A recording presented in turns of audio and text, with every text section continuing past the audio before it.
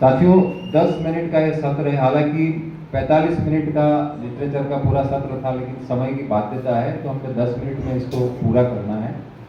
फिल्मों में आप सब जानते हैं, फिल्में देखने वाले, बनाने वाले, कि बिना साहित्य के फिल्म नहीं बन सकती। सबसे पहले कोई कहानी आती है, फिर कहानी का स्क्रीन प्ले तैयार होता है, स्क्रीन प्ले के मुताबिक कलाकारों का चयन होता है, फिर स्थान का चयन होता है, फिर कैमरामैन आते हैं, लाइट्स वाले, मेकअप वाले, ड्रेसअप वाले, डायरेक्टर, प्रोड्यूसर, और फिर अलग अलग लोकेशन पर शूट होता है और फिल्म तैयार होती है। तो लिटरेचर एक महत्वपूर्ण भाग है और उसी की हम चर्चा कर रहे हैं। डॉक्टर मनीष जैसल ने हिंदी सिनेमा के ऊपर शुरुआती दौर में, आपको जो संचालिका मैडम थी उन्होंने बताया था, 3 किताबें आपकी प्रकाशित हुई है। और मुझे लगता है कि 2 वॉल्यूम सेंसरशिप के 100 वर्ष के नाम से किसी राइटर ने 2 वॉल्यूम अभी तक नहीं लिखे हैं। डॉक्टर जैसल के नाम वो 2 वॉल्यूम है, इसलिए मैं चाहूंगा आप थोड़ा सा ताली बजा के स्वागत करें। इसके अलावा आपने फिल्म देखी होगी जिसमें रेखा ने किरदार निभाया था, उमराव जान। डॉक्टर बटवाल साहब हमारे बीच हैं, और उमराव जान को किसी ने देखा न देखा, लेकिन उमराव जान की जब कल्पना आती है तो रेखा का चेहरा आपके सामने आता है। तो रेखा को उमराव जान बनाने का काम जिस डायरेक्टर ने किया, उनका नाम है मुजफ्फर अली। मुजफ्फर अली ने एक फिल्म गमन भी बनाई थी, जिसका जो गीत है बड़ा फेमस है, वो शहरयार ने लिखा है, सीने में जलन, आंखों में तूफान सा क्या है, इस शहर में हर शख्स परेशान सा क्यों। ऐसे शहरयार को फिल्मों में लाने का जो श्रेय मुजफ्फर अली को जाता है। तो मुजफ्फर अली फिल्मों का अंजुमन नाम से भी आपकी एक किताब प्रकाशित हुई है, और खासकर जो असम और आपका मेघालय, त्रिपुरा, मिजोरम और जो वो नॉर्थ ईस्ट का इलाका जो इस समय मणिपुर को लेकर काफी सुर्खियों में है, उस इलाके में एक से बढ़कर एक फिल्म मेकर से असम की फिल्मों ने दुनिया भर में तहलका मचाया है और कई राष्ट्रीय अंतर्राष्ट्रीय अवार्ड जीते हैं। तो वहाँ के फिल्म मेकर्स पर भी आपने एक किताब लिखी है। तो चर्चा की शुरू करते हैं डॉक्टर जैसल से, कि जो सबसे पहले आपके ख्याल आया वो ये आया कि सेंसरशिप पर जो आपने 2 वॉल्यूम लिखे, उसकी प्रेरणा आपको कैसे मिली और लिखने की वजह क्या है? सबसे पहली बात यह है कि सही पूछा आपने कि प्रेरणा कहाँ से मिली किसी किताब की। तो मेरी जो सेंसरशिप वाली किताब है उसकी प्रेरणा जो है मुझे मुजफ्फर अली वाले काम से मिलती है।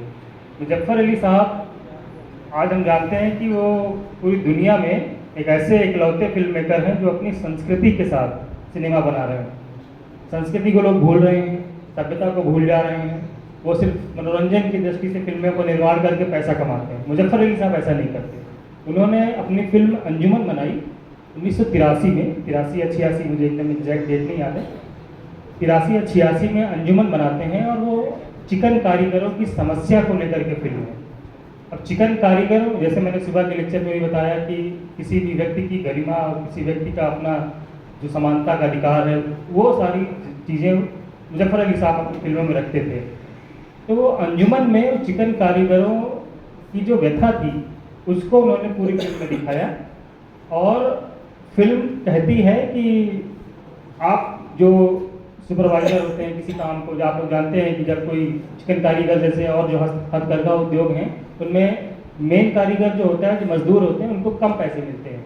तो वो उन कम पैसे पाने वाले मजदूरों की कहानी थी। उसका एक नाम था, अंजुमन नाम की एक लड़की है, ज़बान आज़मी उसमें किरदार है।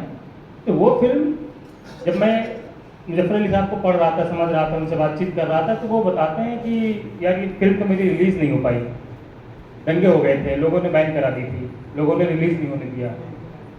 फिर मैं 2013 में ये फिल्म देख रहा था तो मुझे यूट्यूब पर ये फिल्म मिल गई। मैंने कहा फिल्म बैन है, फिल्म रिलीज़ नहीं हुई और मुझे मिल गई। वहाँ से ये मेरे दिमाग में सब्जेक्ट आया, तो ऐसी हज़ारों फिल्में होंगी जो यूट्यूब पर पड़ी होंगी बिना रिलीज़ हुए। तब सेंसरशिप की वो समझ में आई कि सेंसरशिप तो ठीक है, अगर किसी फिल्म को सर्टिफिकेट नहीं मिला तो सिनेमा हॉल में नहीं देखी जाएगी, लेकिन वो यूट्यूब पर तो पड़ी मिल जाएगी, तब क्या कर लेंगे आप। तब वहाँ से पूरी विषय की रूपरेखा निकली, विषय कैसे बना, सेंसर बोर्ड के मेंबर से बात की, वहाँ से विषय निकलता है। और फिर मैंने पूरे भारत, एशिया, यूरोप और कह सकते हैं कि पूरा साउथ एशिया को मैंने अपनी किताब में कवर किया है, जो सेंसरशिप के 100 वर्ष हैं। उसमें पार्ट 1 पार्ट 2 दोनों में आप इन देशों के सिनेमा के बारे में, उनकी सेंसरशिप के बारे में पढ़ सकते ये दोनों वॉल्यूम ऑनलाइन उपलब्ध हैं, आप जरूर पढ़िएगा जो सिनेमा से जुड़े हुए लोग हैं। एक सवाल और मेरा ये भी बनता है कि इस समय जो दौर है वो OTT प्लेटफॉर्म्स का है और बड़े प्लेटफॉर्म्स जो इंटरनेशनल लेवल के वो हिंदुस्तान में भी Netflix, Amazon, Next Player, Alt Balaji और हॉटस्टार जैसे, इस दौर में अब सेंसरशिप की या सेंसर सर्टिफिकेट की क्या प्रासंगिकता है? नहीं है। मुझे लगता है कि एज ए इंडिविजुअल मैं अपनी बात रखूं तो सेंसरशिप जो OTT के दौर में या यूट्यूब के दौर में, डिजिटल इरा के दौर में सेंसरशिप जैसी चीज़ हो नहीं सकती। आप उसको रोक नहीं सकते। आप सबके घरों में जो बच्चे हैं आपके 10 साल, 12 साल, 15 साल के हैं, तो आपके फ़ोन का इस्तेमाल करते हैं। आप वो नेटफ्लिक्स में आप कितना भी आप चाइल्ड लॉक लगा लीजिए, वो आपके मोबाइल में देख लेगा। कई बार तो पॉपअप में वो न्यूड सीन आ जाते हैं, कितना रोकेंगे आप? इंटरनेट से कैसे बचेंगे? नहीं बच सकते। तो इसका सीधा सा वो है कि आप सेंसरशिप जितना लगाएंगे, जितना थोपेंगे, उतना वो और बढ़ेगा। सरकारें वही काम कर रही हैं। सरकारें किसी चीज़ को और प्रोपोगेट कर दे रही हैं।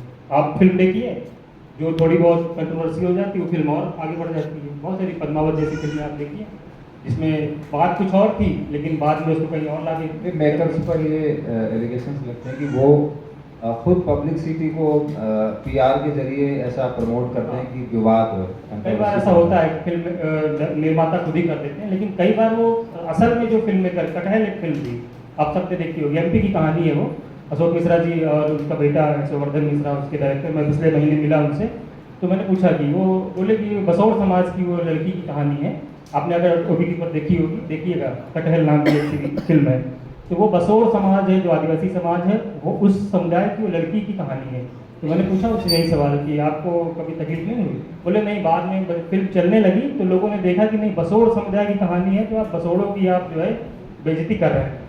अच्छा, मुजफ्फर अली साहब से जब आप मिले और ये प्रस्ताव दिया कि मैं फिल्मों का शीर्षक से आपको बेस्ट करते हुए किताब लिख रहा हूँ, उनके ऊपर अभी तक मेरे ख्याल से किसी ने किताब लिखी नहीं। ये पहली किताब थी या इसके पहले आ चुकी थी कोई? मुजफ्फर अली साहब के तीनों फिल्मों, जो 3 इनकी फिल्म है, जिस समय मैं ये काम 2014 में कंप्लीट कर चुका था, उस समय कोई काम नहीं था और हालांकि अभी भी नहीं है। मेरी उनसे मुलाकात अभी 2-3 दिन बाद होने वाली है, तो उन पर अभी कुछ ऐसा नहीं है कोई काम, उनकी बायोग्राफी भी नहीं है। मेरा काम जो है उनकी फिल्मों पर है। गमन, उमराव जान और जो इनकी अंजुमन फिल्म है उस पर है। उन्होंने इसके बाद एक कश्मीर पर एक फिल्म बनाई, अभी वो ड्रामा कर रहे हैं।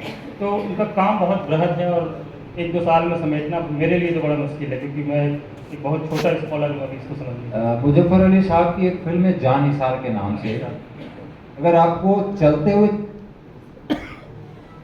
पेंटिंग्स देखना है कि कोई चलती हुई पेंटिंग्स कैसी होती है, तो वो फिल्म जो मैंने बताया है जान निसार, आप देखिएगा। वो भारत के उस पक्ष की कहानी की जो नवाबजादे होते हैं और क्रांतिकारी जब देश को आज़ाद करने के लिए लड़ रहे थे, उस कालखंड की वो फिल्म है, किस तरीके से वो फिल्म आगे बढ़ती है। बेहद खूबसूरत फिल्म है, बड़े पर्दे पर देखने लायक फिल्म। और एक आखिरी सवाल है कि नॉर्थ ईस्ट में जो सिनेमा बनाया जा रहा है, सीमा विश्वास पेंडिट क्वीन आपने देखी, वो असमिया सिनेमा से निकली हुई। वो सिनेमा कितना समाज को प्रेरित कर रहा है और जो कमर्शियल सिनेमा है क्या उसके ऊपर हावी है, या दोनों पैरेलल चल रहे हैं और अपना अपना काम कर रहे हैं? देखिए, 8 स्टेट हैं पूर्वोत्तर राज्यों में। पूर्वोत्तर में 8 स्टेट में से सिर्फ हम असम का नाम बार बार लेते हैं। हमारे हाथ की गलती नहीं है, हम लोग सिर्फ उसी सिनेमा तक पहुंच पाते हैं। बेसिकली 8 जो राज्य हैं पूर्वोत्तर के, वहाँ के 8 राज्यों में सिनेमा बन रहा है। वहाँ यहाँ तक कि कोरियन सिनेमा का भी असर है मेघालय में। मेघालय की आप फिल्में देखिए तो कोरियन फिल्में देख रहे हैं, वहाँ कोरियन फिल्मों का प्रभाव है। अरुणाचल में 100 तरीके की फिल्में बन रही हैं, हिंदी में बन रही हैं। और वहाँ का एक बड़ा अच्छा जो वहाँ का अमिताभ बच्चन कहा जाता है, हेजेतियप्पा, उससे आप मिलेंगे तो वो लगेगा कि वो हमारी फिल्मों का अमिताभ बच्चन है। और बहुत मस्ती से, वो इतना ही लंबा चौड़ा है, लोग वहाँ अमिताभ बच्चन मानते हैं, उसको पसंद करते हैं। तो लोकल लैंग्वेज में, क्योंकि डायलेक्ट्स वहाँ ज़्यादा हैं, 100 के करीब डायलेक्ट्स हैं, तो हर डायलेक्ट में फिल्म बन रही है। और 5000 लोगों के बीच में सिनेमा बनाना और उन तक पहुँचाना, वहाँ ये बहुत टफ टास्क है। लेकिन वहाँ की सरकारें थोड़ा काम कर रही हैं अभी।